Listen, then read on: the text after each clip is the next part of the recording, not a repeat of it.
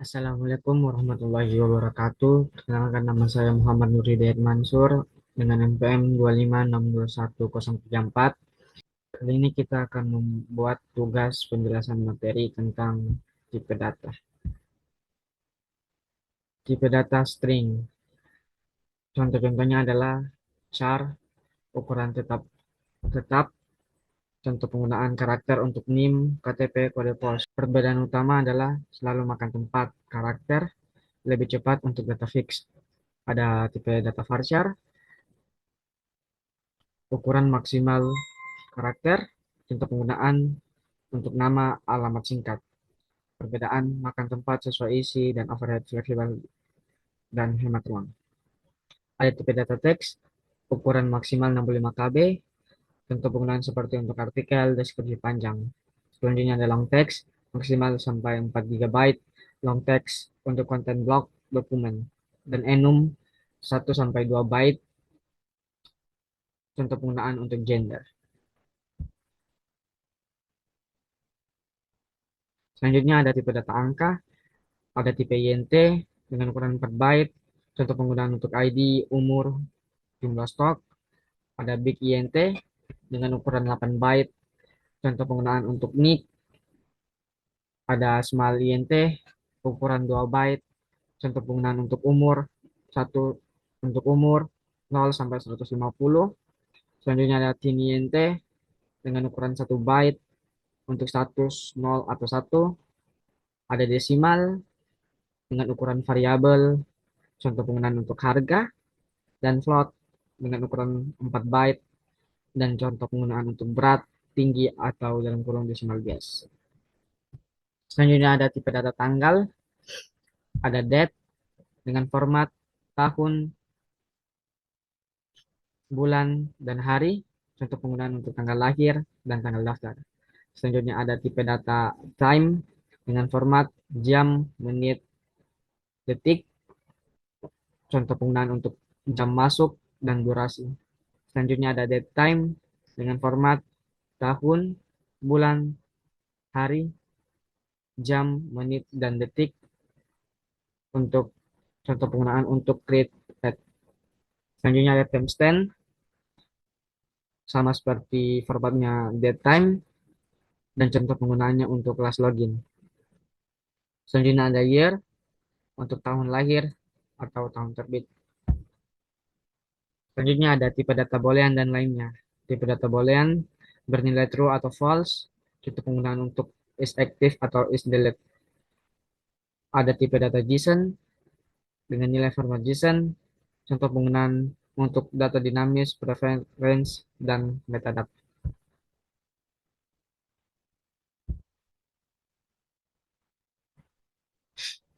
Contoh penggunaan tipe data pada tabel users, ada string, ada user karakter, nama varchar, email varchar, biotext, gender, enum. Dan ada tipe data angka, umur, ciniente, gaji desimal, tinggi desimal, stok INT. Dan tipe data tanggal, tanggal lahir, date, jam masuk, time, create, add, timestamp default, current timestamp, dan tahun masuk, year. Dan ada tipe data boolean, is active. Selanjutnya ada DDL, data definition language, yang berisi create table, alter table, drop table. Dan DML, data manipulation language, ada insert, menambah baris data, select, mengambil data, update, mengubah data, dan delete, menghapus data ataupun baris. Dan ada query lanjutan yang relevan seperti join untuk menggabungkan tabel, subquery di where atau from, dan operator in, between, dan like. Studi kasus di sini adalah entitas dan atribut, entitas menjadi tabel dan atribut menjadi kolom. Ini ada IRD atau relasi antar tabel, mahasiswa ke anggota, one to many, anggota ke peminjaman, one to many juga, peminjaman ke buku many to one.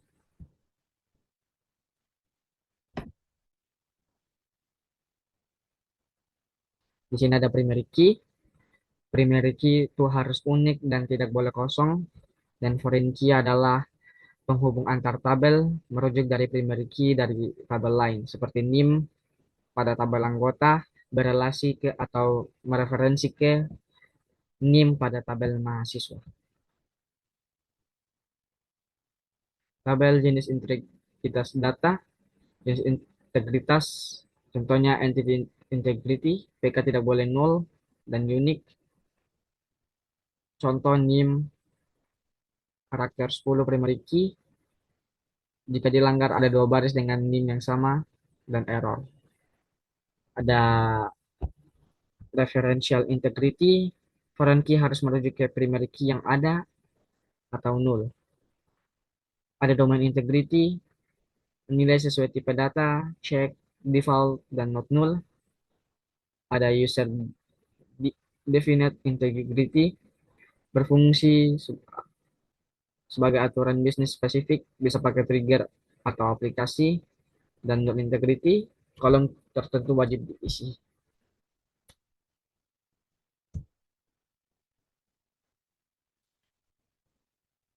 Langkah persiapan login ke MySQL, pertama-tama kita membuka CMD dan mengetikkan MySQL min-u root min-p. Selanjutnya kita melihat database yang ada menggunakan query show database. Langkah pertama, membuat database. Membuat database, query-nya adalah create database dan nama database seperti perpustakaan kampus. Setelah itu, menggunakan database-nya dengan query use perpustakaan kampus. Jika outputnya query oke, berarti itu sudah berhasil. Selanjutnya membuat tabel dengan integritas data, tabel mahasiswa, entity integrity, dan domain integrity. Ada NIM sebagai primary key, dan NIM harus unik dan tidak boleh nol atau kosong. Ada nama, ada jurusan, dibatasi dengan enumerasi nilai dengan cek, domain integrity, ada email, unik dan harus mengandung karakter @ angkatan, hanya boleh antara 2018 sampai 2030. Seperti ini query-nya.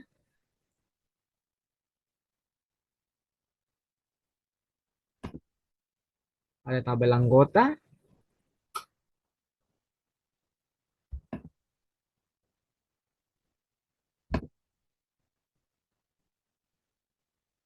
tabel buku dengan domain integrity, tabel peminjaman, referential integrity, dan domain integrity lintas kolom.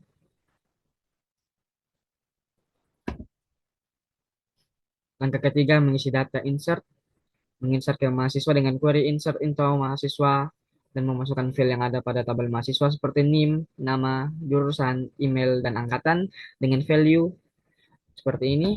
Ada NIM, ada nama, ada jurusan, ada email, dan ada angkatan. Ini kegunaannya adalah untuk melihat data yang tersedia atau record yang ada pada tabel seperti select bintang from mahasiswa dan akan keluar output seperti ini. Ini sama seperti tadi menginsert, tetapi ini ke tabel anggota.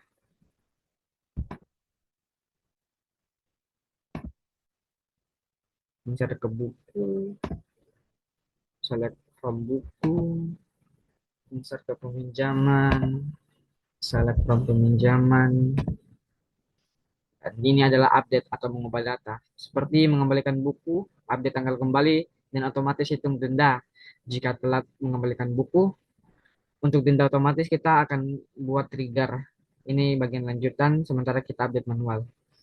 Query-nya, tandai peminjaman P00001 sudah dikembalikan pada tanggal 2025 bulan 5 tanggal 10 dengan keterlambatan 2 hari. Seperti ini query-nya. Dan kita mengecek data.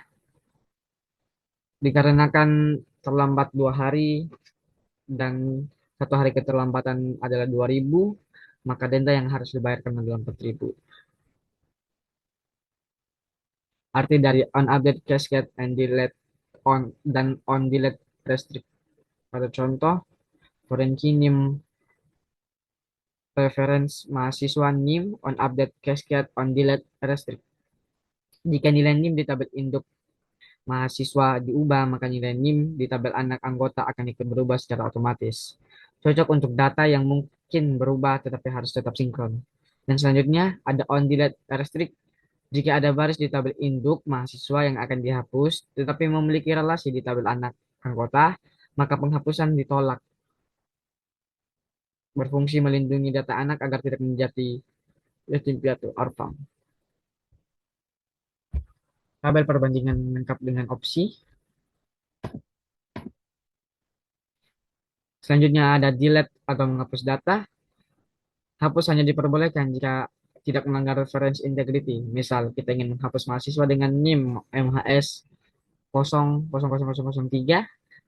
tabel anggota memiliki on delete restrict. Jika anggota masih ada, hapus mahasiswa akan ditolak. Kita harus hapus anggota dulu. Contoh yang gagal karena masih ada relasi. Seperti ini.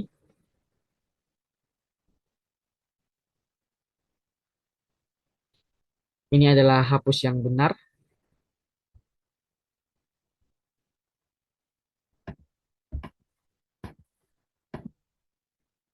Ringkasan perintah root dan integrity. Ada create, SQL insert, integritas yang terlibat, check, unique, not null, dan foreign key. Ada read, perintah SQL select, integritas yang terlibat tidak memeriksa. Ada update, SQL update, integritas yang terlibat, check, unique, not null, dan foreign key on update. Ada delete, SQL delete, integritas yang terlibat, foreign key on delete. Itulah penjelasan singkat pada materi tentang tipe data. Terima kasih.